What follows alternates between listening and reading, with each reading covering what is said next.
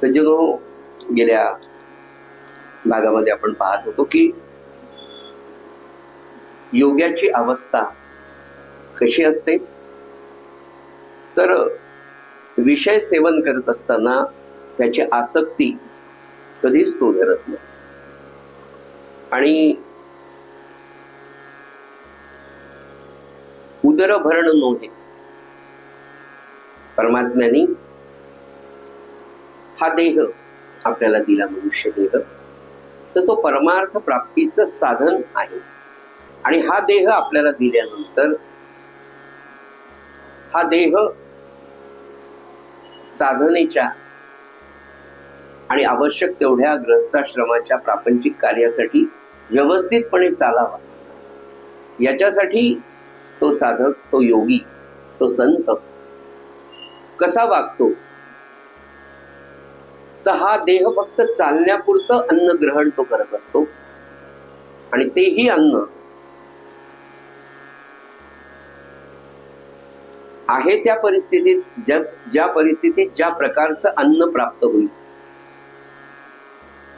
ते गोड करून हा देह चालवण्यापुरता आहार तो घेत असतो. आणि नामसाधन करत असताना जर अत्यंत व्रतस्थ राहून नामसाधन निष्ठेने, श्रद्धेने जर झालं, तर खरोखर त्या संताला, त्या योग्याला असं म्हणत असताना आपण त्याला स्वतःला त्याच्यामधनं वजा करू नये. असं मी का म्हणतो सज्जन हो, तर आपल्यालाही ती अवस्था प्राप्त करायची. आणि आपल्याला होईल का, तर निश्चितपणे होईल. आपल्या मनात नेहमी एक गोष्ट नाही, हो ते संत होते, तो योगी होता, त्यांना जमतं, आपण प्रापंचिक माणसं, आपल्याला उठल्याबरोबर चहा लागतो, आपल्याला असं लागतं. पण ते का लागतं, तर आपण आपल्याच शरीराचे, आपल्या देहाचे, आपल्या मनाचे सारखे लाडतो. एकदा निश्चय जर केला की नाही, ही गोष्ट तुम्हाला आपल्याला वर्जच करायची, तर मनुष्य मनात आणलं ना तर काहीही करू शकतो. आणि साधकाचं, योग्याचं, संताचं आयुष्य त्याच्या निश्चयानुसारच चालत असतं. आणि तो निश्चय सज्जनो आपल्याला करण्याचं, शिकण्यासाठी हे सगळं चाललंय. बरं, अशा प्रकारचं साधन करत असताना सज्जन हो, नामाचा अभ्यास करत असताना अशा अवस्था त्या साधकाच्या, त्या योग्याच्या, त्या संताच्या जीवन चरित्रामध्ये आपल्याला पाहायला मिळतं. समर्थ सद्गुरू प्रल्हाद महाराजांच्या किंवा संतांच्या बाबतीत आपण पाहिलंय की ते पाणी देखील मागत नाही, भुकेच्या वस्तू तर सोडूनच नाही. सद्गुरू प्रल्हाद महाराज पाहिले, बाबा पाहिले, गोंदवलेकर महाराजांच्या बाबतीमध्ये ब्रह्मानंद महाराज जेव्हा गोंदवलेकर महाराजांच्या सेवेमध्ये होते, अनुग्रह घेतल्यानंतर गोंदवलेला, आणि काही दक्षिणेतले फार विद्वान पंडित ब्रह्मानंद महाराजांकडे आले. ते ब्रह्मानंद महाराजांना अनंत शास्त्री कुलकर्णी म्हणूनच ओळखत होते. आणि एक अत्यंत विद्वान, धर्मशास्त्रातल्या सगळ्या अडचणी, शंका सोडवणारे म्हणून प्रसिद्ध असले. काहीतरी शंका होते म्हणून ते तिथे आले आणि त्यांनी पाहिलं की संस्कृत बोलणारे अनंत शास्त्री, इतके विद्वान असलेले, दशग्रंथी असलेले, यांचे गुरु मराठीत खेडवळ भाषेत बोलतात, असा गुरु यांनी कसा केला, असं त्यांच्या त्या दक्षिणेतून आलेल्या सगळ्या शास्त्रीवांच्या मनामध्ये आले. आणि एकांतात त्यांनी ब्रह्मानंद महाराजांना विचारलं, काय पाहून तुम्ही यांना गुरु केले?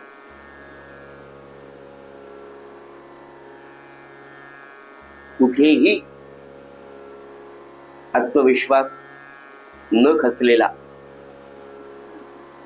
कुठेही त्यांनी असं विचारलं, आपल्याला काय विचारलं, मान खाली, असं काहीच नाही. ब्रह्मानंद महाराजांनी लगेच स्पष्ट, स्वच्छ उत्तर दिलं की ज्या वेळेपासनं मी या माझ्या सद्गुरूंच्या सहवासात आलो, आजपर्यंत, या क्षणापर्यंत मला हे हवंय, मला हे पाहिजे, मला हे द्या, असं या महान सत्पुरुषांनी म्हणाले, कधीच म्हटलेलं नाही. माझ्या सद्गुरूंची महती ब्रह्मानंद महाराज सांगताना म्हणाले की कधीच त्यांनी मला हे हवंय असं मागितलं. मग ही अवस्था येत कशी असेल सज्जन?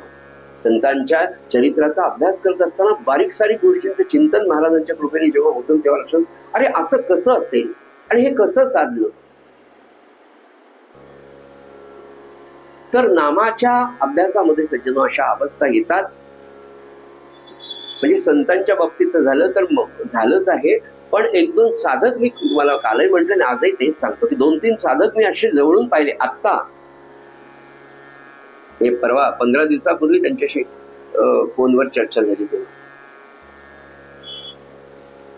तर ते म्हणाले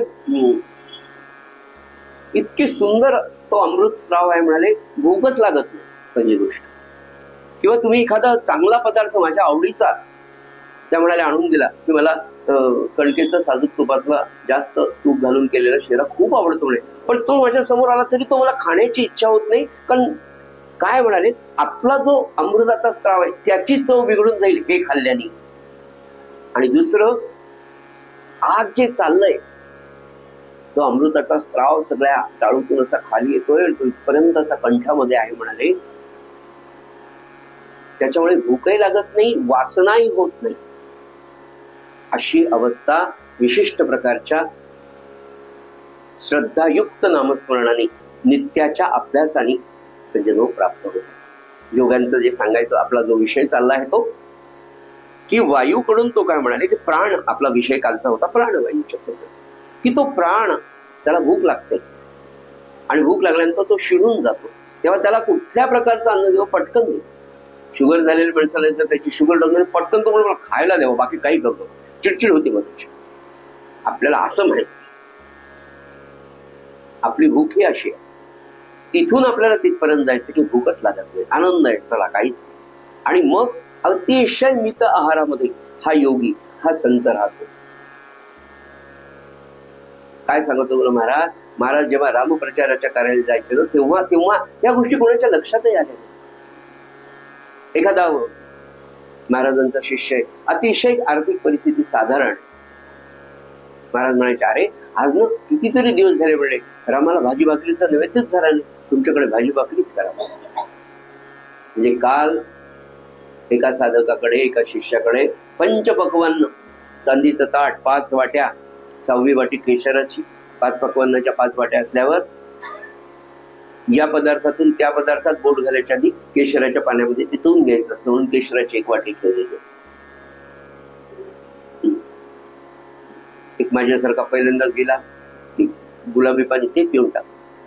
ते यजमानी सांगितलं साहेब ते केशराचं पाणी हे सगळ्या पदार्थाची चव बिघडू नये म्हणून ठेवलं. असं का बरं? असं एकाच्या घरी रामाचा नैवेद्य झालेले महाराज दुसऱ्याच्या घरी साधी मेथीची भाजी डाळीचं पीठ घालून केली आणि भाकरी, काय म्हणाले किती गोड झाली. योग्याला आवड निवड खाण्याच्या बाबतीतली, लेण्याच्या बाबतीतली, राहण्याच्या बाबतीतली.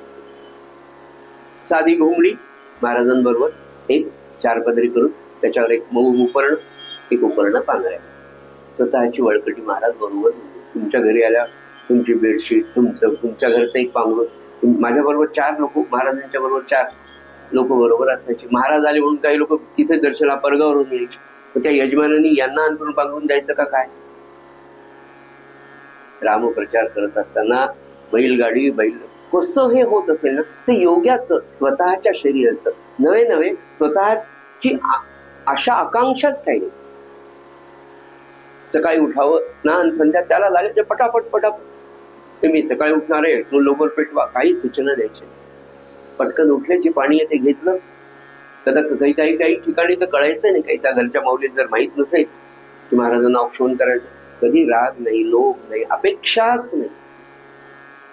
तर 4 घरी तुमच्याकडे रोज पाय धुतल्या गेले, सकाळी तुम्हाला मंगल स्नान घातले, 6व्या ठिकाणी नाही झालं तर त्या सत्पुरुषाला राग येतो एखाद्या आत्ताच्या. पण इथे अपेक्षाच नाही. मी रामकार्यासाठी, माझ्या सद्गुरूंच्या कार्यासाठी निघालोय. तेव्हा अवधूत असं सांगतात की संत महात्मा असा शिकत असतो. असा गुरु, या वायू नावाचा जो दुसरा गुरु त्यांनी केला, तर ते म्हणले योग्याचा देह कधी अहंता धरत नाही, विषय सेवन करतो खरा पण त्याची आसक्ती कधी नाही करत. महाराजांचं परवाचं बोधवचन आहे, आहार कसा घ्यावा. महाराज म्हणाले आहार असा घ्यावा की ज्याच्यामुळे निद्रा, तंद्री, भ्रम, झोप येणार नाही. एवढाच आहार साधकाने घ्यावा. याचा स्पष्ट अर्थ अर्धपोटी प्रत्येक वेळेला जेवावं. एक फार मोठे साधक होते, त्यांना विचारलं की इतकी वर्ष झाली म्हटलं तुमच्या वजन एकही ग्राम वाढलं नाही की कमी झालं नाही, तुमचं पोटही आधी कधी मोठं दिसलं नाही इतक्या इतक्या 50 वर्षाच्या आयुष्यात, तर आहार कसा घ्यावा? तर ते म्हणाले, आपण जेवण करून उठलो आणि समजा एखाद्याने म्हटलं की अहो आम्हाला आज ब्राह्मण मिळालं नाही जेवायला, आमच्या घरी येता का? तर आपण त्याच्या घरी जाऊन घरी जितकं जेवलो तितकंच त्याच्या घरी जेवलं पाहिजे. याचा साधा अर्थ अर्धपोटी कायम असावं. जपाला बसलं 13 तासाच्या आपल्या, की आपल्या अडचणी इतक्या आहेत पहा. दुपारी 12 पर्यंत मस्त जप, दुपारची नैवेद्य आरती झाल्यानंतर मग होणारा जप, रामदर्शन साक्षात. मला तरी होत, बाकी तुम्ही चांगले साधे घेऊन करायचे. आहार किती सुंदर आहे. तर ते म्हणाले की त्या योग्याचं चिंतन, योग्याचं नित्याचं चिंतन त्याच्या ध्येयाप्रती इतकं व्यवस्थित असतं की त्याच्यामध्ये येणारे सगळे अडथळे, ऑब्स्टॅकल्स याच्यावर त्याचं फार लक्ष असतं. आणि विद्यार्थ्यांनी कायम हे लक्षात घ्यावं की माझं ध्येय काय, मला पोस्ट ग्रॅज्युएट व्हायचंय, मला एका विषयात इतकं छान काम करायचंय, तिथपर्यंत मला पोहोचताना येणारे ऑब्स्टॅकल्स कोणते आहेत? किती वेळ मित्रमैत्रिणींबरोबर गप्पा मारायच्या, किती वेळ टीव्ही पाहायचा, किती वेळ मोबाईल पाहायचा, किती वेळ खेळण्यात घालायचा, किती वेळ गप्पांमध्ये घालायचा, हे सगळे ऑब्स्टॅकल फटाफट ज्याला बाजूला करतात तो उत्तम विद्यार्थी ठरतो, आदर्श विद्यार्थी. हे पण अवधूतांकडनं शिकायचं. प्राणांमुळे इंद्रिय बलवान राहतात, देहाचं चलनवलन तो करतो, तरी पण प्राण जसा देह कर्मापासून अलिप्त असतो तशी योग्याची अवस्था असते. आपली सगळी कार्य सुरू आहे, प्राण कुठे? नाही का? आपल्याला ती कथा आहे सगळ्यांना माहिती की एकदा सगळ्या अवयवांची भांडण. डोळे म्हणले आता मी आहे म्हणून तर तू पाय टाकू शकतो, पाय तुला काय किंमत? म्हणलं असं का? तू गरज दिसलं, तुला पाय नसेल तर काय चालशील? त्याच्यामध्येच कान आला म्हणलं, ऐकूच नाही आलं तर ऍक्सिडेंट होईल. असे सगळ्या अवयवांची भांडण. मग कोण श्रेष्ठ कोण श्रेष्ठ? मग शेवटी आपल्याला सगळ्यांना माहिती आहे की तो प्राण जर निघून गेला तर हे जैसे ते परिस्थिती मिळेल. पायाच्या ठिकाणी डोळे किरळे, कानातून ऐकू येत नाही. त्या प्राणाचं महत्व करत असताना हे सगळेजण कार्य करतायत, प्राण शांतपणे फक्त पाहतो, याचं काम चाललंय, त्याचं काम चाललंय. हे आपल्या देहाच्या बाबतीत सज्जन चाललेलं आहे, तसं त्या विश्वाच्या बाबतीत सुद्धा आहे. तो परमात्मा आहे आणि हे सगळं तो योगी, तो संत, तो साधक, ज्याला साधायचंय ना त्याचं लक्ष असतं. साधक अगदी अशा प्रकारे सगळ्या कर्मांमध्ये तो तुम्हाला दिसेल, पण ते सगळी कर्म करत असताना तो कुठेच लिप्त नसतो. आणि याचं आदर्श उदाहरण संतांचंच आहे, पण सगळ्या जगाला जे कळालं ते भगवान गोपालकृष्ण. सगळ्या प्रकारची कर्म अगदी गोकुळापासून तर द्वारकेत, अगदी द्वारकेच्या नंतर देह ठेवेपर्यंत कुठेच लिप्त नव्हता. सगळी कर्म केली. सगळ्या प्रकारच्या लोकांनी त्या भगवान गोपालकृष्णाच्या याला नावं ठेवली असली, पण तो मात्र कधीच लिप्त कुठेच झाले. इतकं अलिप्ततेचं जीवन. जसा वायू म्हटलं ना की तो कुठेही असतो, जाळ्यांमध्ये कोळ्यांनी केलेल्या जाळ्यात सुद्धा तो फिरत असतो, पण तो कुठेच अडकत नाही. इकडनं जातो तिकडनं जातो. तसं ते म्हणाले योग्याची अवस्था सुद्धा अगदी तशीच असते. तो कुठे लिप्त नसतो, तो सगळ्यांप्रती समत्व भावाने राहतो. अगदी समत्व भावाने राहत असताना कालचाच मुद्दा आपण आता घेऊया की तो म्हणजे कोणता? की प्राण हा सगळ्यांकडे, सगळ्यांमध्ये ही प्राणशक्ती सारखीच आहे.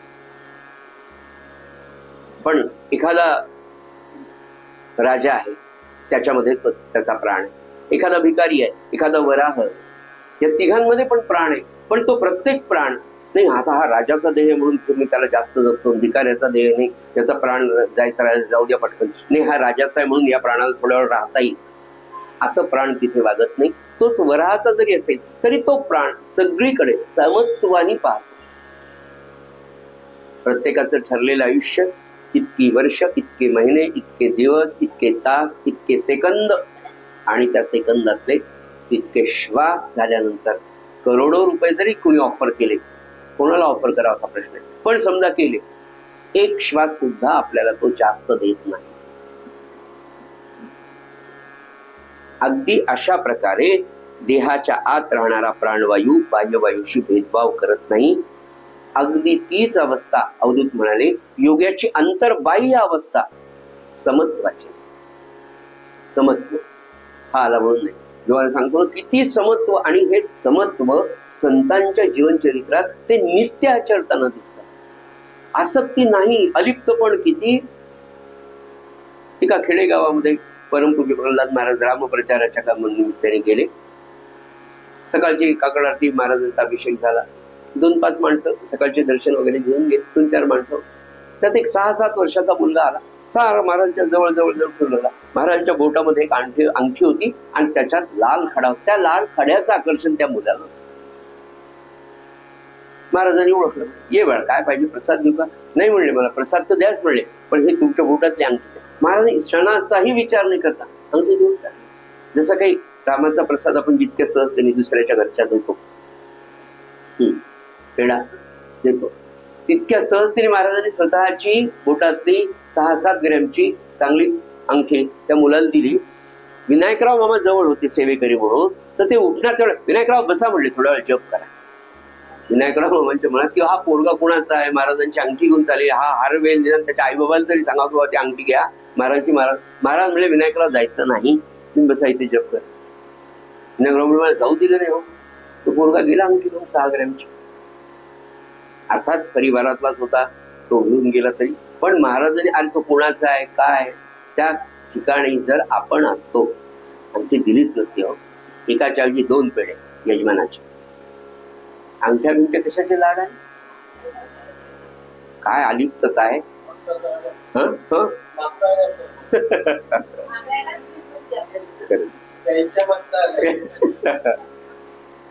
इतकी अलिप्तता आणि इतकी सहज अंतर्बाह्य समत्व आहे. तुला पाहिजे का? त्याला आवडले ना, त्याचं मन तिथे गेलंय ना. आणि आपल्याला तर काही तुकाराम महाराजांचीच परिस्थिती महाराजांची होती. प्रत्येकही समान, अगदी तसंच सहजतेने गेले. पुन्हा त्याचा शोध नाही. विनायकराव मामा म्हटलं मग नंतर तुम्ही 2 दिवसांनी, हिंमतच नाही. त्यांनी सांगितलं बस जप करा. पुन्हा विचार. लक्षात आलं की हे पुन्हा विचारायचं नाही. सेवेकरी सुद्धा किती सुज्ञ आणि महाराजांच्या अंतरंगातले भाव जाणणारे. पुन्हा चौकशी केलेली म्हणाले. असं आता त्याच्या पुढे नाथ महाराज सांगतात की खऱ्या शहाण्या माणसांनी, चतुर पुरुषांनी ते म्हणाले की वायूप्रमाणे अंतर्बाह्य ऐक्यता साधून समभावानी आपल्याला राहायचंय.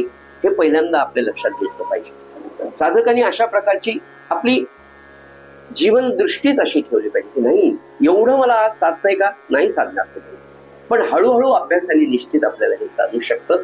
म्हणून नाथ महाराज म्हणाले की तुम्ही चतुर पुरुष आहात ना. किती चतुरतेने आपण प्रपंच करतो. खरंच आपल्या चतुरता नाही असं नाही, आपल्या सगळ्यांमध्ये ते चातुर्य आहे. पण ते चातुर्य सगळंच्या सगळं गृहस्थाश्रमामध्ये आपण लावलं. नाथांना, संतांना हे अपेक्षित आहे की अरे प्रपंच, म्हणून ते पहिल्यांदा काय म्हणले, तुम्हाला जी आवडते ती गोष्ट म्हणजे प्रपंच करावा नेटका, मस्त प्रपंच करा. आणि प्रापंचिक ध्येय साधत असताना त्या प्रपंचातलं आपलं सगळं शहाणपण ओळखून माझ्या आयुष्याचं ध्येय काय, मला काय मिळवायचं शेवटी, याच्याकडे ते सगळं शहाणपण जर तुम्ही लावू शकलात आणि भगवंताची प्राप्ती करू शकला तरच तर तुम्ही मनुष्य म्हणून जन्माला आलात, त्याचं सार्थक झाल्यासारखं. दुसरं म्हणाले वायू हा सगळ्यांना स्पर्श करून जातो पण कुठेही अडकून राहत नाही. तसं देहाने भोग भोगत असताना तो योगी लौकिक अर्थाने सगळे भोग भोगताना तुम्हाला दिसेल पण कुठेच अडकलेला नाही. वयाच्या 75 वर्षापर्यंत सद्गुरू प्रल्हाद महाराजांनी कुठला वाढदिवस नाही, काही म्हणायचीच हिंमत नव्हती कोणाची. 75 वर्ष झाल्यानंतर त्यांचे धाकटे भावांना पुरुषोत्तम भाऊंना सगळ्यांनी विनंती केली की त्यांना महाराजांना म्हणून किती दिवस झाकून राहता, आता तरी वाढदिवस नाही म्हणाले, 13 कोटी जप संकल्प करा, मोठी उपासना, 7 दिवसाचं नामसत्र, मोठा 13 कोटीचा रामनाम स्वाहाकार करा. हे केलं म्हणजे माझा वाढदिवस झाल्यासारखा. किती अलिप्तता की कुठेच गुंतायचं नाही. आणि एवढं सगळं झालं. 81 वर्षी म्हटलं तुम्हाला की रौप्य तुला झाली. आणि त्याच्यानंतर एक जण म्हणाला महाराज आता तुमची सुवर्ण तुला व्हाय. ते म्हणे भोग असेल तर होईल. झाली माझा भोग तसा असेल म्हणाले तर सुवर्ण तुलाही होईल. लोक काय प्रश्न विचारतात. महाराज आता रौप्य तुला नाही, आता सुवर्ण तुला करायची का तुमची मुले? ते मिळाले तसा भोग असेल तर होईल बाळा. आपल्याला हा प्रश्न विचारता पहिल्यांदा राग आला असं की तिथे तर काही प्रश्नच नाही. राग हा नाहीच, शांती ब्रह्मच हो. मला सारखं ते फार वाटतं की एक परब्रह्म शांती ब्रह्म पैठणमध्ये आणि दुसरं शांती ब्रह्म 20व्या शतकामध्ये साखर खेळण्यामध्ये नांदलेलं अनेकांनी पाहिलं. अनेकांनी राग खरंच नाही. आणि ही शांती या सद्गुरूंच्या चिंतन, खरं सांगतो तुम्हाला की हे अखंड चिंतन सज्जनो आपल्याला कशासाठी करायचं की महाराज माझं असं कधी होईल, मला ही वृत्ती कधी होईल, माझा अभ्यास कधी होईल, मला असे मार्क, जसं आपण म्हणतो ना की लहानपणी शिकत असताना आपल्या वर्गातले 2-4 विद्यार्थी तरी आपल्या समोर असायचेच की ज्यांना आपल्यापेक्षा छान मार्क असायचे. हे मी माझ्या बाबतीत. आणि तेव्हा असं वाटणार आपल्याला मेरिट कधी येता येईल, आपण मेरिट आलो पाहिजे. आणि असं जेव्हा 10वीला वाटलं, 12वी गेली, BSc गेलं, MSc ला कधीतरी मेरिट मिळालं. पण तो विचार तेव्हापासून बॅक ऑफ द माइंड जर राहिला, अगदी प्रपंचात जसं ना तसं की नाही मला ते गाठायचं, मला ते गाठायचं, आता झालंय. आणि सज्जनो असं त्या वायूसारखं सगळ्या प्रकारचे भोगत असताना कुठेही आसक्त नाही. मिळालं छान, नाही मिळालं. समर्थ सद्गुरू प्रल्हाद महाराज वयाच्या 80-85व्या वर्षी सुद्धा कुणाच्या घरी जेव्हा उत्तम व्यवस्था होतच असेल, पण एखाद्याच्या घरी महाराजांच्या वेळेवर समजा जर गरम पाणी नसेल तर या महात्म्याने कधी म्हटलं नाही, अहो गरम पाणी नाही, मी स्नानाला थांबलो, पटकन गेले ते थंड पाणी. आणि देहाची सुद्धा आसक्ती नाही. असा सगळे भोग भोगत असताना कुठेही गुंतलेला नाही आणि इंद्रियाच्या संगतीमध्ये राहून तो विषयामध्ये खेळताना दिसतो. पण दृश्याच्या गुणदोषाच्या आसक्तीने हा संत, हा योगी, खरा साधक कधीही आत्मज्ञानाला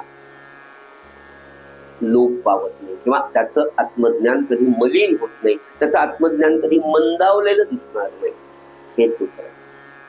आणि हे सगळं अवधूत म्हणाले हे मला कुठून प्राप्त झालं सज्जन?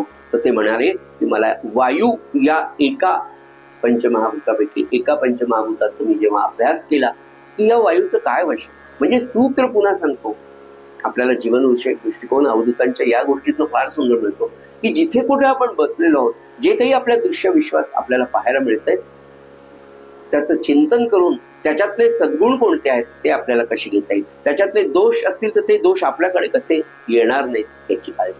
लहान मुलांनी मोठं होत असताना, आई बाबांबरोबर राहत असताना महाराजांचं एक वाक्य, आई वडिलांचे दोष पाहू नये, असं प्रवचनामध्ये महाराजांनी सांगितलं. मग लहान मुलांनी वाढत असताना, मोठं होत असताना बऱ्याच गोष्टी आपल्याला लहानपणी आपल्या आई बाबांच्या आवडत नसतात. आई बाबावर रागवते किंवा बाबा आईवर रागवते, काय असेल ते समजावं म्हणून विषय सांगतो, आपल्याला आवडत नसतात, तेव्हा आपण बोलू शकत नसतो आणि बोलू पण नाही. अशा वेळेला लक्षात घ्यावा की हे योग्य नाही ना, हे मी माझ्या आयुष्यात भावी काळात येऊ देणार. केवळ आई बाबा म्हणूनच नाही, पण आपल्या आजूबाजूच्या सगळ्या लोकांमध्ये जे काही आपल्याला दोष असे वाटतात ना, ते न बोलून दाखवता ते दोष आपल्याकडे येणार नाही. हा दृष्टिकोन अवधूतांकडनं खरोखर घेण्यासारखा आहे. 24 गुरु केलेत असताना सुद्धा त्या 24 गुरु करत असतानाच जे तत्व आहे अवधूताचं सज्जन ते हे आहे की मला अशा प्रकारे करायचं. कारण त्रिगुणात्मक विश्व आहे, सत्व रजतमानी भरलेलं आहे, त्याच्यामुळे सगळ्या सत बरोबर असत येणारच. जेव्हापासून विश्व निर्माण झालं तेव्हा चांगल्या बरोबर वाईट झालेलंच आहे, येणारच आहे, राहणारच आहे. पण सुख आहे म्हणून दुःखाला, दुःख आहे म्हणून सुखाला किंमत. तसं चांगलं वाईट असणार आहे, यात मला काय करायचं. तर आपण जे म्हणलं ना की कालचा आपलं जीवन ही आपल्याला सोडवायला दिलेली प्रश्नपत्रिका आहे, ती आपण उत्तमपणे सोडवायची. त्यांना त्यांची कशी सोडवायची, आपण आपली चांगली, तो आपल्याला ओके काय आपण सज्जन केले. आणि हा परोपकार सुद्धा ते म्हणाले मी पृथ्वी तत्वाकडनं शिकलो.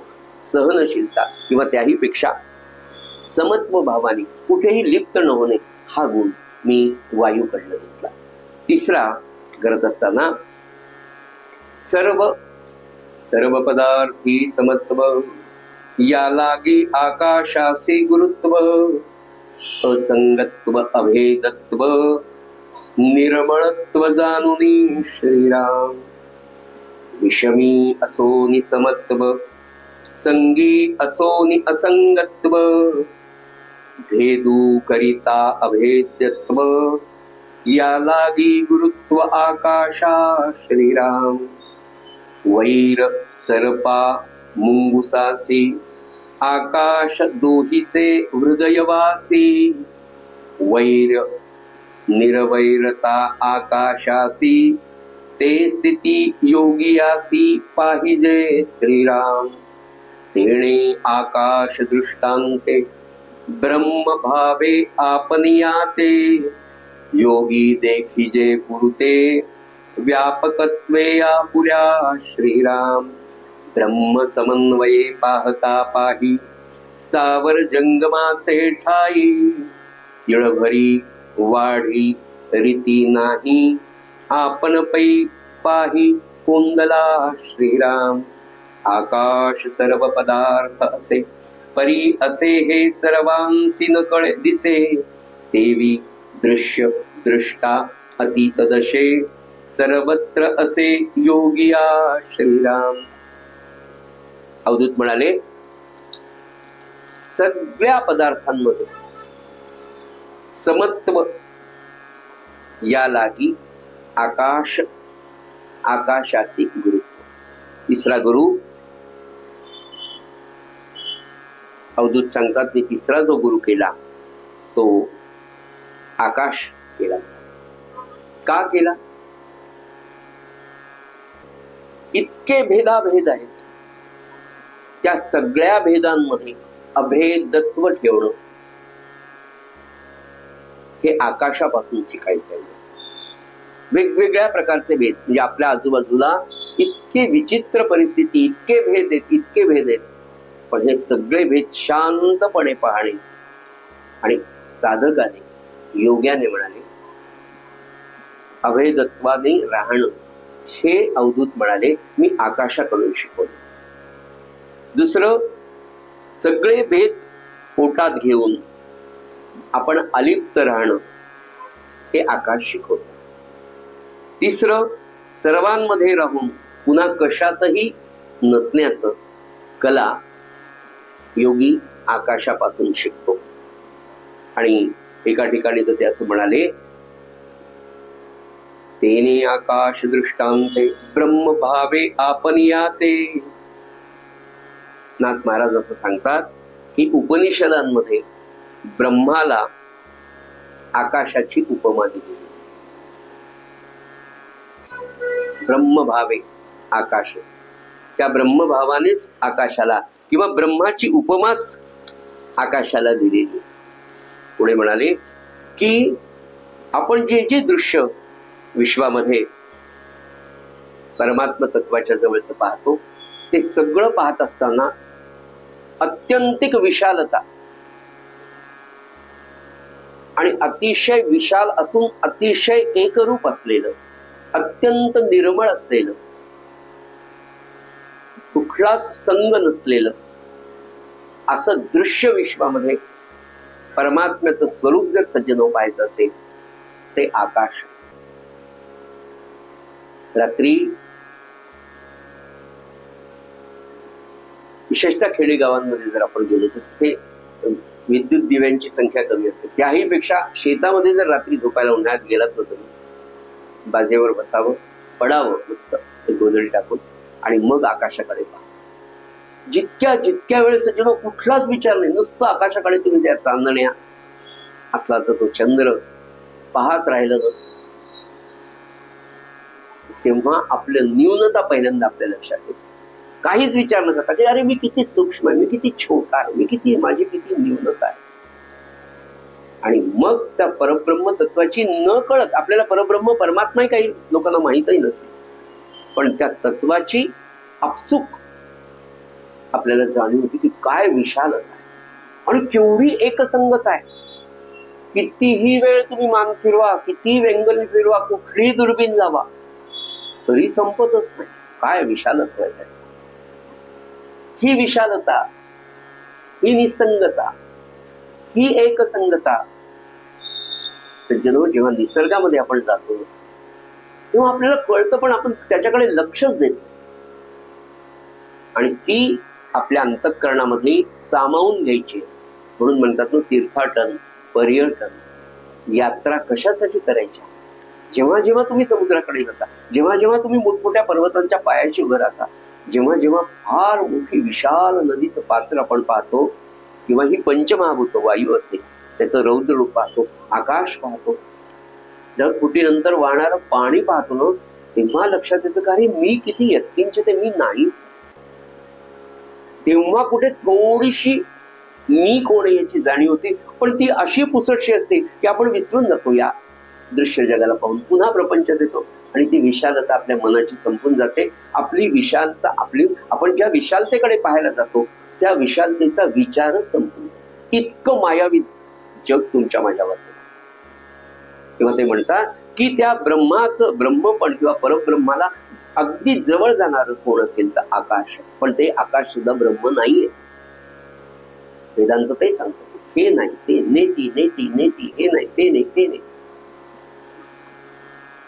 या आकाशाकडनं ते म्हणाले, आकाश कसं म्हणाले, अगदी निर्मळ आहे, अभेद राहणार आहे, अलिप्त आहे, सर्व वस्तूंना सारख्या प्रमाणात व्यापलेलं आहे. वेदांतामध्ये आपण आत्माराम शिकत असल्यानं सगळ्यांना माहिती की घटाकाश घटाकाश हे आपण पाहिलं, छोटा मोठा माठ आमका माठ चमका माठ सगळं. तर त्यातलं शेवट ते म्हणाले की सगळीकडे आकाश सारखेपणा आहे. घट असला तरी त्याच्यात आकाश आहे.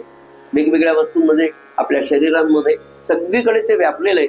घट फुटला तरी आकाश आहे, घट असला तरी आकाश आहे. स्पेस, नवीन एक थेरी त्याच्यामध्ये, स्पेस अँड टाइम. आता विज्ञानाच्या भाषेमध्ये थोडस युट्यूबला सर्च करून पहा मुलांनो, स्पेस टाइम, एक वेगळं डायमेन्शन आपल्याला पाहायला मिळतं. तर या सगळ्या स्पेसला, काळाला, काळ या सगळ्यांना व्यापून पुन्हा उरणार, म्हणून ते परब्रह्माच्या थोडस जवळ आहे. सर्व व्यापून पुन्हा ते तसंच आहे. ते कसं आहे, अभेद आहे, अलिप्त आहे, निर्मळ आहे. आणि पुढे ते म्हणाले की हे कसं आहे, म्हणाले विषमी असोनी समत्व, विषमामध्ये सम, संघामध्ये असंग, संघात राहून सुद्धा असंग आहे. सगळ्यांबरोबर योगी राहत असतो.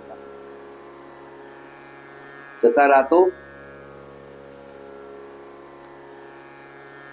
1918चा प्रसंग, पुन्हा प्रसंग तोच आहे, फक्त त्याच्याकडे पाहण्याचा आयाम, अँगल, दृष्टिकोन मी तुम्हाला सांगतो. 1918 साली समर्थ सद्गुरू प्रल्हाद महाराज, आई बाबा, 2 मोठे भाऊ, 2 भावजया, लहाना भाऊ, त्याची पत्नी, गुरुकुल, एवढे सगळे साखरखेर्ड्यामध्ये राहतो. आणि 5 दिवसात 4 मृत्यू झाले.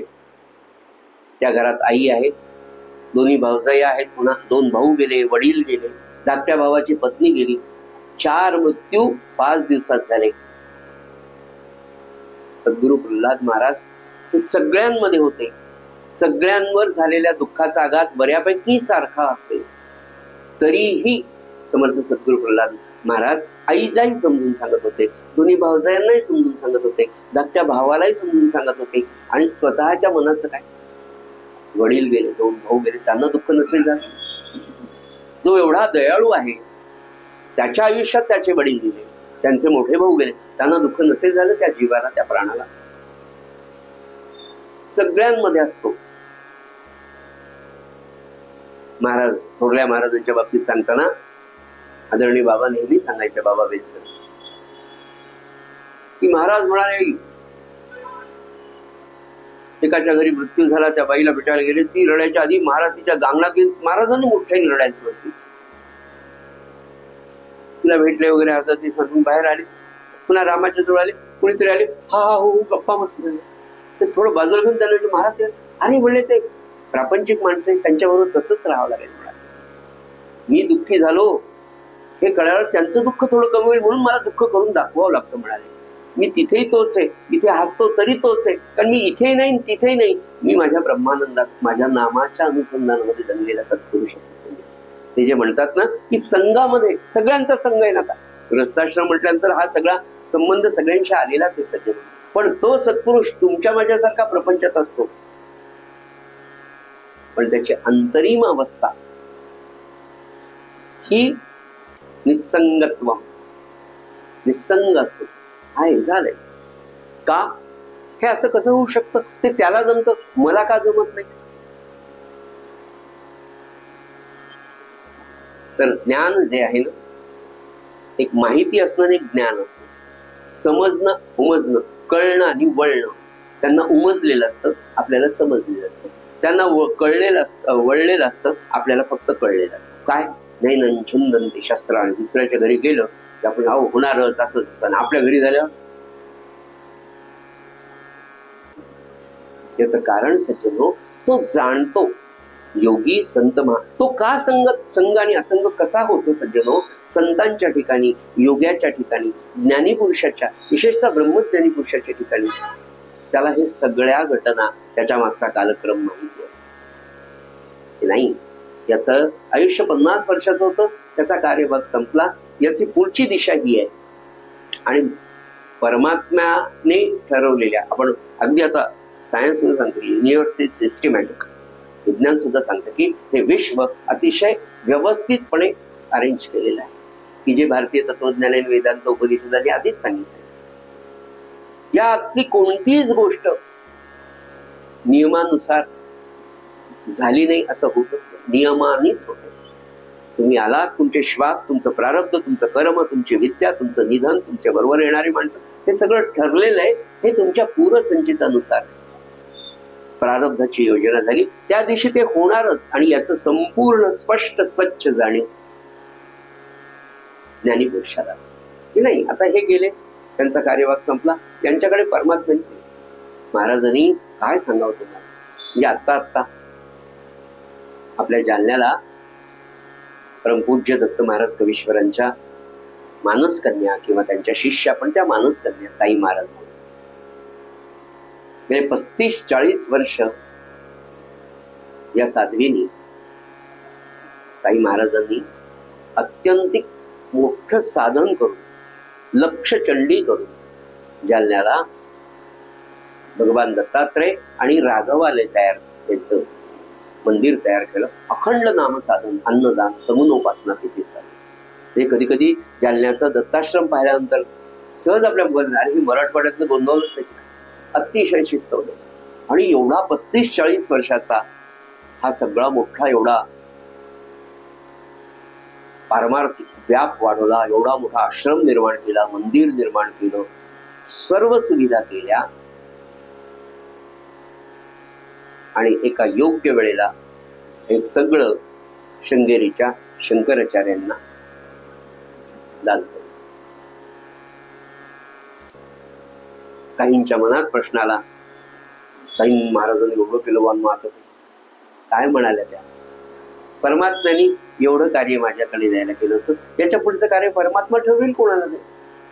म्हणजे हे सगळं कार्य करत असताना संग, आता हे करत असताना सेवाभाव म्हणून तरी त्याच्यामध्ये केवढी इन्व्हॉल्वमेंट राहिली असेल, विचार करा. आपण एक 4 टिनाचं घर बांधत नाही तर माझं माझं माझं म्हणून असं करून तसं करून द्यायची वेळ आली तर देताना सुद्धा आपण 4 वेळा खालीवर करतो, शर्ट पीस किंवा ब्लाउज पीस. आणि इथे त्या म्हणाल्या नाही, माझ्याकडे त्या परमात्म्याने हे इथपर्यंत करण्याचं कार्य दिलं, याच्या पुढचं परमात्मा. संगत्व, निसंगत्व, अगदी काहीच नाही. ते म्हणाले असं निसंगत्व साधकाकडनं सज्जनो अपेक्षा आहे, की भेदात राहून अभेद, संगात राहून निसंग, हा आकाशाचा खरा गुण. आकाशाचे हे सगळे गुण आहे सज्जनो.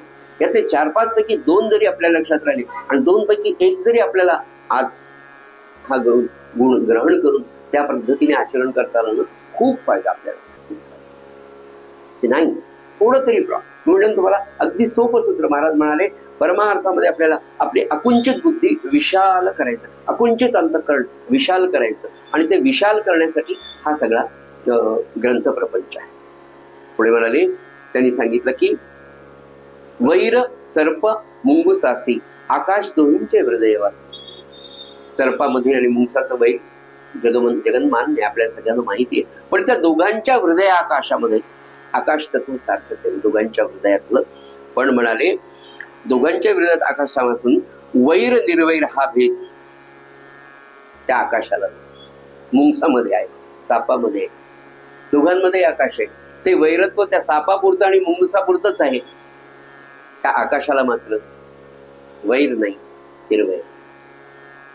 तो स्थिर आहे, तो सारखा आहे, तो शांत आहे, तो निर्मळ आहे, तो अलिप्त आहे. सज्जनो, आपल्याला आपल्या आयुष्यामध्ये सकाळपासून तर संध्याकाळपर्यंत, दर आठवड्यात, दर महिन्यात, दर वर्षात, आतापर्यंतच्या आयुष्यात असे कितीतरी प्रसंग आलेले की आपण इतक्या लवकर घाबरून जातो म्हणा, चिंतित होऊन जातो म्हणा. पण हा सद्गुण जर आपल्याला घेता आला की साक्षीत्वाने पाहण्यासाठी हा सद्गुण फार महत्वाचा आहे. नाही चाललंय, होईल होईल, पुन्हा तेच वाक्य मला महाराज काढून, जे घडेल तेच सद्गुरूंच्या इच्छेने घडेल, ते माझ्या कल्याणाचं आहे असं समजून समाधानात राहणं. 3 महत्वाचे गुण. कल्याणाचं आहे, घडतंय ते त्यांच्या कृपेने. चौथं, ते समाधानाचं, हे समजून राहणं. हाच परमार्थ आहे, हाच आत्मज्ञानाच्या मार्गातला सगळ्यात महत्वाचा टप्पा आहे. पण काय होतं तुम्हाला पुन्हा सांगतो, ज्ञान, माहिती आणि ज्ञान. माहिती आहे पण ते जर वापरता नाही, वापरता आलं तर ज्ञान, नाही तर नुसती माहिती. नाही, हे कनेक्शन त्याला लावा, ते कनेक्शन डबा, मग फॅन लागतो, हे ज्ञान आहे. पण केलं नाही तर काय? फॅन जर मला लावता आला नाही तर माझ्या या सगळ्या ज्ञानाचा काही उपयोग आहे का? तसं आपल्याला हे समजून घेणं आणि ते समजून त्या ज्ञानाचा उपयोग, त्या माहितीचा उपयोग आपल्याला करून घेणं, हे ज्ञान, या ज्ञानाप्रमाणे वागणं, योग्याची अवस्था अशी हवी असं नाथ महाराज म्हणतात. आकाशाच्या दृष्टांताने योगी स्वतःला सर्व व्यापक ब्रह्म भावनेने, की सगळं ब्रह्म या विश्वामध्ये व्यापलेलं आहे, ही त्याची समजूत खरी असते. आपल्याला हे वाक्य माहिती आहे पण ती भावना, तो अनुभव आपल्याला नाही. मग तो का येत नाही? महाराज म्हणे नाम कमी पडतं. सगळ्याच उत्तर तर मला नेहमी वाटतं, ह्या सगळ्या गोष्टी ज्या समजल्या त्या उमजल्यासाठी नामाची आवश्यकता. नामाने काय होतं सज्जनो, की शब्दामध्ये कसं सांगू, पण शब्दात सांगितल्याशिवाय समजणार नाही. नामाने तुमची एक एक वासना, एक एक वृत्ती अशी निर्मळ होत जाते. त्याच्यावर जे अज्ञानाचं, भ्रमाचं एक आवरण बसलेले ना, ते आवरण काढण्याचं काम नाम करतं. बरं, हे इतकं अदृश्य आणि सूक्ष्म आहे ना, की याच्यासाठी थोडा काळ तुम्हाला जाऊ द्यावा लागतो. आपलं स्वरूप, आपलंच अंतःकरण आपल्याला किती बदललंय हे कळण्यासाठी नामसाधनेचा काही काळ सज्जन जावा लागतो. आणि तो काळ गेल्यावर मग लक्षात येतं, अरे हो, हीच गोष्ट जर 1 वर्षापूर्वी झाली असती तर मी कसा रिॲक्ट झालो, मी काय प्रतिक्रिया दिली असती. आणि आज हीच गोष्ट घडली तरी माझी प्रतिक्रिया वेगळी आहे. असं मी नव्हतो. मी पटकन रागवायचो, मी पटकन बोलायचो, मी पटकन रडायचो, मी पटकन घाबरायचो, मी पटकन भ्रमित व्हायचो, असं आपलं व्हायचं. पण नाही, नामाने ती स्थिरता येते. पण ती स्थिरता आली, हा झालेला बदल अत्यंत सूक्ष्म असतो. तसंच सगळ्या ज्ञानाच्या बाबतीतल्या एक एक कक्षा नामाने मनुष्य हळूहळू पुढे पुढे वर जातो. ज्ञानाच्या कक्षा रुंदावत जातात. तुमची समज, तुमचा अनुभव, तुमचा भाव, तुमची वृत्ती. 4 सप्टेंबरच्या प्रवचनामध्ये पहिल्या 4 ओळीमध्ये वृत्ती म्हणजे काय हे सांगितले. वृत्ती कशाला म्हणायचं? वृत्ती म्हणजे एखादी घटना, मी सुखाची असो, दुःखाची असो, क्रोधाची असो, कामाची असो, अपमानाची असो, मानाची असो, अशी जेव्हा घटना आपल्या आयुष्यात एखादी घडते तेव्हा त्याला जी प्रतिक्रिया तुम्ही देता त्याला वृत्ती असं म्हणतात.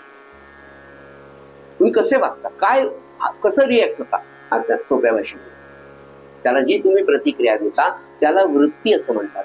आणि ही वृत्ती कशी आहे तुमची तुम्हाला चांगली माहिती असते. आणि हिच्यामध्ये बदल सुद्धा कसा होतो सज्जनो, तर तो नामानेच होतो. बरं, नामाची, महाराज म्हणाले ना, नामाची सत्ता बलवत्तर म्हणाले. आता ती कशी आहे ना, ती फक्त महाराज म्हणाले अनुभव घेऊन तुम्हाला कळेल. त्याच्यासाठी नामच घ्यावं लागेल. नामाचा अभ्यासच मनापासून करावा लागेल. आणि नामाचा अभ्यास जर केला ना, की खरोखर तुम्हाला सांगतो सज्जनो, आपले दोष, आपले गुण आपल्याला कळतात, निश्चित कळतात. आणि त्या दोषांपासून आपण इतक्या सहजतेने त्या नामाची शक्तीच तुम्हाला बाजूला नाही नाही नाही. अंतःकरणामध्ये बदल करण्याचं काम तुमच्याच नाही तर तुमच्या सहवासात येणाऱ्याच्या अंतःकरणात तुमच्याविषयी माया उत्पन्न करण्याचं काम, तुमच्याविषयी सद्भाव निर्माण करण्याचं काम नाम करतं. नाम साधक त्याला सुद्धा कळत नाही की ही व्यक्ती माझ्याशी इतकी आपुलकीने. बघा काही काही वेळेला प्रवास करताना काही तुमच्या ओळखीचा नाही म्हणून आणि तो पटकन बघ, या ना ताई, या ना दादा, बसा ना, अरे याला मी कधी पाहिलं नाही, याला मी कधी बोललो नाही, याला माझ्याविषयी एवढी आपुलकी निर्माण होण्याचं काम काय. त्यांनी बाजूला सरकून आपल्याला जागा देणे असं कोणतं आपण कर्तृत्व केलेलं की त्यांनी नाही, तुम्ही फार मोठं काम केलं, बसा. असं का होतं. किती सुंदर अनुभव आपल्याला येतात. बरं, त्याच्या मागचं कारण आपल्याला माहित नसतं. ज्या गोष्टीच्या मागचं कार्यकारण भाव आपल्याला कळत नाही त्याला चमत्कार असं म्हटलं जातं. कारण तो कार्यकारण तो संतांना कळालेला असतो म्हणून संत त्याला चमत्कार म्हणत नाही आणि आपण त्याला चमत्कार म्हणतो, कारण आपल्याला कार्यकारण भाव कळत नाही. संतांना तो कार्यकारण भाव कळालेला असतो. नामाने तुमच्या भोवती अति सूक्ष्म एक सुंदर असं संरक्षण, नवे संरक्षण कवच तर होतच, पण एक सकारात्मकतेचा एक आभा निर्माण झालेली असते. आणि नाम जितकं वाढेल निष्ठेने, जेव्हा आपण जास्त नाम घेतो, मनापासून नाम घेतो ना, त्याची ती वलय पाहणाऱ्याला सुद्धा कदाचित दिसत नसतात, पण त्याचा परिणाम त्याच्या मनावर. म्हणजे आता परवाच्या दिवशी घडलेली घटना सांगतो. आपल्या महाराजांचा एक विद्यार्थी ऑल इंडिया मेडिकल रिसर्चला एम्सला MBBS करतो, सेकंड इयरला मुलगा. काहीतरी त्यांचे वायवा सुरू होते. हा महाराजांचा अनुग्रहित असलेला मुलगा MBBSला जरी असला तरी MBBSला जाताना आईने थोडा आपल्या जाताना बाळ ब्रह्मचैतन्य महाराजांचा फोटो तुझ्या रूम मध्ये ठेव, माळ, सकाळी स्नान झालं की ते तुझं तू जप तुझ्या हॉस्टेलच्या रूम मध्ये कर. आणि अतिशय श्रद्धेने आईने सांगितलं, त्याची महाराजांवर निष्ठा आहे, प्रेमाने रोज छान सकाळी एक माळ, संध्याकाळचा अभ्यास झाल्यावर 2-3 माळ, जे काही त्याला त्याच्या कार्य बहुल्य, मेडिकलला अभ्यास खूप आहे, खूप करा, तरी तो मुलगा न चुकता नामस्मरण करतो. महाराजांवर श्रद्धा आहे. हॉस्टेलपासून कॉलेजला लेक्चर हॉलला जाईपर्यंत सायकलवर जाताना नाम घेत जातो. अतिशय आचरणशील श्रद्धावान मुलगा. संध्या करतो आणि ते त्यांचे काय वायवा सुरू झाले. सेकंड इयर वायवा सुरू झाले. याच्या आधी त्याची एक कोणी क्लासमेट होती मुलगी, तिचा वायवा सुरू झाला आणि ते वायवा घेणारे जे एक्झामिनर होते त्यांनी 1-2 प्रश्न विचारले. त्या मुलीला काही उत्तर देता नाही. मग ते खूप तिच्यावर रागवले, इतके चिडले की तुम्ही आलातच कशाला MBBSला, जा आता निघून वगैरे, असे खूप चिडले. आणि त्या मुलीच्या नंतर याचा नंबर होता. मला वाटलं आता त्या मुलीवर एवढे रागवले आणि त्या रागाच्या भरामध्ये आपण आता तिथे एक्झाम द्यायला वायवा द्यायला चाललो. काय होईल. साहजिक आहे, आपण विद्यार्थी आपल्या मनात संचित त्यावर रागवले, त्या रागाचं सगळं डोक्यात घेऊन आपल्याला प्रश्न विचारतील, आपल्याला नाही उत्तर आलं तर काय होईल. अशा भावनिक अवस्थेमध्ये असताना हा तिथे जाऊन बसला. सिट डाऊन प्लीज असं ते म्हणत बसला. बसल्याबरोबर तो म्हणाला, इतक्या अनपेक्षितपणे त्यांचा मूड चेंज झाला. मी बसलो, लगेच त्यांचा मूड चेंज झाला. हा, तुला काय विचारू सांग बरं. म्हणाले, सर काही विचार. मग त्यांनी 2च प्रश्न विचारले. म्हणजे ऍक्च्युली 5 प्रश्न विचारायचे असतात आणि त्या 5 प्रश्नाचे त्यांना 10 मार्क असतात. 2च प्रश्न विचारले आणि सुदैवाने मला ते दोन्ही उत्तर लगेच. अरे वा, तू कुठून आलास म्हणे. मला महाराष्ट्रातून. अरे, आणि मला मग अगदी महाराष्ट्रातल्या राजकारणातले प्रश्न विचारायला सुरुवात केली. एकनाथ शिंदे कोण, आमचं कोण, आणि आमच्या गप्पा रंगल्या आणि 4 प्रश्न झाले. म्हणजे मेडिकलचा पुन्हा प्रश्न 2च प्रश्न विचारले आणि मग म्हणाले, तुला किती मार्क देऊ सांग बरं. नाही सांग किती देऊ. थोडं 10 पैकी 10 दिले. याला काय उत्तर आहे आपल्याकडे. परवा मागच्या महिन्यामध्ये एम्स विजयवाड्याला घडलेली घटना, मंगलगिरी एम्स मंगलागिरी, याचं उत्तर काय. तो आल्यानंतर संध्याकाळी आईला फोन केला, आई खरंच महाराज गवर आज असं झालं फक्त महाराजांची कृपा. तिथे एक्झामिनर अतिशय शांतपणे मला प्रश्न विचारले, मला दोन्ही प्रश्नांची पटकन उत्तर देता आली, ही महाराजांची कृपा. आणि त्याच्यानंतर माझ्याशी त्यांनी हसत खेळत गप्पा मारल्या आणि मला विचारून माझ्या समोर मी सांगितले तितके पैकीच्या पैकी मार्क मला दिले. याचं उत्तर माझ्याकडे आहे एवढंच आहे की तू सांगितल्याप्रमाणे मी जप करतो आणि महाराजांचं माझ्याकडे लक्ष आहे. नामाची शक्ती, नामाची स्पंदन, नामाची आभा मानवी जीवनामध्ये काय कार्य करतं. म्हणून आई बाबांनी रिकाम्या वेळात नाम घेतलं तर 15-20 दिवस झाल्यावर आपण मुलांना म्हणू शकतो, अरे नाम घे बरं. आणि ते ऐकतील की नाही, आई बाबा गेली 2 वर्ष झाली जप करतायत, आपण काहीच करत नाही, करायला पाहिजे. ते पाहत असतात मुलं सुद्धा. आपण काय करतो हे या मुलांना, अगदी 2 वर्षाच्या मुलापासून मोठ्यांचा तर काही प्रश्नच नाही, ते चांगले ऑब्झर्व करतात. म्हणून नाम घरामध्ये, नामाचा दिवा अखंड तेवत ठेवणं सज्जन आपल्याला. मी काय सांगू तुम्हाला, एका पिढीत एक व्यक्ती जर नाम घेत असेल अखंड किंवा बऱ्यापैकी न, त्याच्या पुण्यावर पुढच्या 3 पिढ्या जगतात. आपण तुम्ही समाजामध्ये ऑब्झर्व करू का की ज्या ज्या घरामध्ये व्रत, वैकल्य, नामस्मरण, हा प्रारब्ध, त्यांच्याकडे काही दुःख येत नाही असं, पण त्या दुःखातून सुटण्याचा मार्ग, त्या दुःखाचा आघात तुमच्यावर न होण्याचा योजना, ते नाम, ते उपासना, ते सगळं करत राहतं. म्हणून त्या नामाचं सज्जनो अनन्य साधारण महत्व आहे. आणि हे जे सगळं चाललंय अवधूताचं सांगणं, ते त्याच्यासाठीच की त्या आकाश तत्वाकडून आपण ते विशालत्व घ्यायचं, त्यातलं भेदामध्ये अभेद आपल्याला राहायचं. हे सगळं विश्व भेदाने भरलेलंच आहे. त्रिगुणात्मक असल्यामुळे ते राहणारच आहे तसं. पण मी मानव म्हणून जन्माला आलो, परमात्म्याने मला एक विशिष्ट शक्ती, सद्बुद्धी दिलेली आहे. आपण पहिल्यांदा त्याला बुद्धी म्हणूया. त्या बुद्धीला सद्बुद्धी होण्यासाठी साधकाने साधन जर केलं तर तुमच्यातली ती सद्बुद्धी जागृत होते आणि ती सद्बुद्धीच तुम्हाला पुढे देते. आणि ज्याची सद्बुद्धी काम करायला सुरुवात करते तो आत्मज्ञानाच्या मार्गावर चालायला सुरुवात करतो. आणि एक दिवस अखंड अविरतपणे कुठलीही निष्ठा न भंग होता जेव्हा मनुष्य या मार्गावर साधन करत राहतो, तेव्हा सज्जनो आत्मसाक्षात्कार झाल्याशिवाय राहत नाही, असं श्री नाथ महाराज या नाथ भागवतातल्या 7व्या अध्यायामध्ये सांगतात. आज झालेली ही सेवा आपण शांती ब्रह्मनाथ आणि सद्गुरुनाथांच्या चरणी अर्पण करूया. आणि आपला नित्याचा जो अभंग आहे, जो नाथ महाराजांनी लिहिला, अप्रतिम असा अभंग आहे. जीवन जगताना हा नित्य रोज म्हणावा. मी तर म्हटलं ना, आपल्या हॉलमध्ये किंवा आपण जिथे नित्य बसत असतो, घरी स्टडी रूम असेल तिथे हा समोर सुंदर लिहून ठेवा. आणि तो अभंग आवडीने भावे हरी नाम घेसी, आवडीने भावे हरी नाम घेसी, तुझी चिंता त्यासी सर्व आहे, सर्व आहे, आवडीने भावे नको खेद करू कोणत्या गोष्टींचा, नको खेद करू कोणत्या गोष्टींचा, पती लक्ष्मीचा जाणतसे,